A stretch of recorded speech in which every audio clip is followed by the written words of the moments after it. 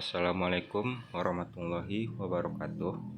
Kami dari kelompok 2 akan mempresentasikan tentang lembaga dan saluran pemasaran agribisnis yang disusun oleh Muhammad Fadlan Hidayah, Zaini Ihsan, Mikael Martin Silalahi.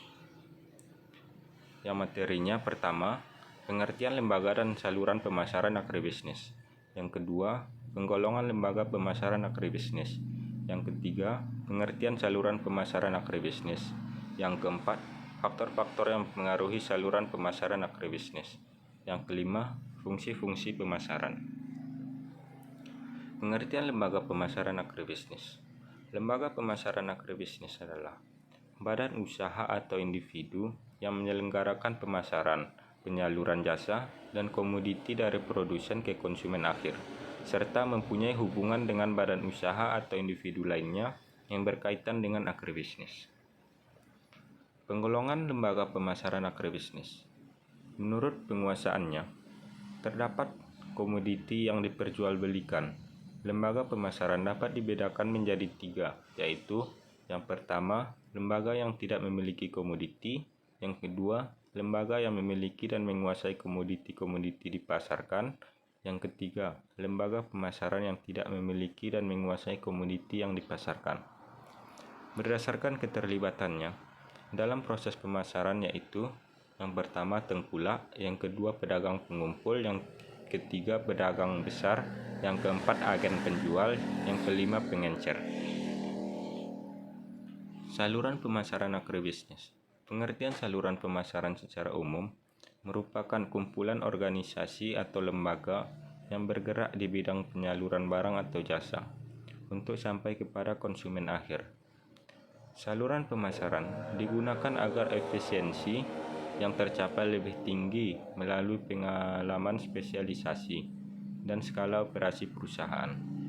Saluran pemasaran terdiri dari beberapa tingkat dari setiap perantara yang melalui usaha untuk menyalurkan barang kepada pembeli akhir. Tingkat saluran-saluran pemasaran antara lain saluran tingkat 0, saluran tingkat 2, dan saluran tingkat 3. Faktor yang mempengaruhi saluran pemasaran agribisnis. Yang pertama, jarak antara produsen ke konsumen. Yang kedua, cepat tidaknya produk yang ditransaksikan rusak. Yang ketiga, skala produksi. Yang keempat, posisi keuangan lembaga pemasaran yang terlibat. Fungsi-fungsi pemasaran. Ada 7 fungsi pemasaran. Yang pertama, analisis konsumen. Yang kedua, penjualan produk atau jasa. Yang ketiga, perencanaan produk dan jasa. Yang keempat, penetapan harga. Yang kelima, distribusi. Yang keenam, riset pemasaran. Yang ketujuh, analisis peluang. Yang selanjutnya, contoh kasus. Usaha pengembangan industri kecil yang disertai dengan melakukannya program kebijakan merupakan pilihan potensial yang menarik dalam program pembangunan ekonomi rakyat. Berdasarkan data potensi dan perkembangan sektor industri Kabupaten Merangin, tercatat bahwa banyaknya industri kecil pangan pada tahun 2012 adalah 44 unit usaha pengusaha tahu dengan jumlah tenaga kerja 172 orang dan investasi sebesar 49.652.000. Berdasarkan data tahun 2012, bahwa 65,63% pengusaha tahu yang berada di Kabupaten Merangin berada di kawasan Kecamatan Bangko, dan salah satu industri kecil tahu tersebut adalah Mekarsari. Menurut data didirikan sejak tahun 1994 oleh keluarga Bapak Misran. Pada tahun 2005, Dinas Koperasi Perindustrian dan Perdagangan Kabupaten Merangin menerbitkan surat izin perdagangan kepada industri tahu Mekarsari.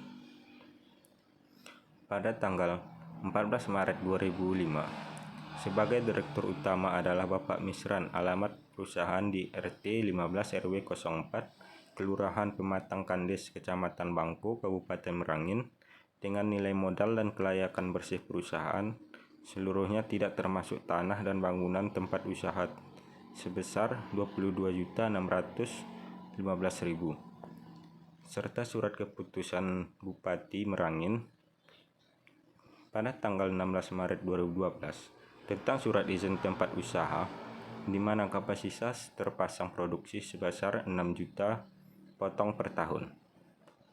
Terdiri dari 4 orang karyawan, memiliki fasilitas pabrik seluas 6 kali 12 meter, lantainya keramik, gedung dengan luas 9 meter persegi, 2 unit mesin giling, instalasi pengairan yang memadai. Menurut Deperindak RI tahun 1999, bahwa industri kecil tahu Mekarsari adalah termasuk dalam kategori industri kecil yang mengolah bahan pangan berupa olahan kedelai yang menghasilkan ekstra atau sari. Kondisi terkini dari industri kecil Mekarsari termasuk dalam kategori industri yang memiliki ketahanan dan tetap eksis berproduksi meskipun pada era 1997 sampai 1999 hampir semua lini usaha diterapkan krisis moneter yang berkepanjangan. Bahkan ada beberapa usaha yang sama terkena dampak krisis moneter. Upaya untuk mengembangkan industri kecil harus dilihat dari semua aspek. Aspek yang terpenting adalah aspek produksi dan aspek pemasaran, di mana upaya yang meningkatkan produksi harus didukung dengan upaya perbaikan dalam sistem pemasaran yang dilakukan oleh industri kecil. Upaya peningkatan produksi tidak akan berhasil tanpa dukungan oleh aspek pasar yang baik. Demikian pula sebaliknya, fungsi-fungsi pemasaran tidak akan berjalan dengan baik tanpa dukungan oleh proses produksi yang baik.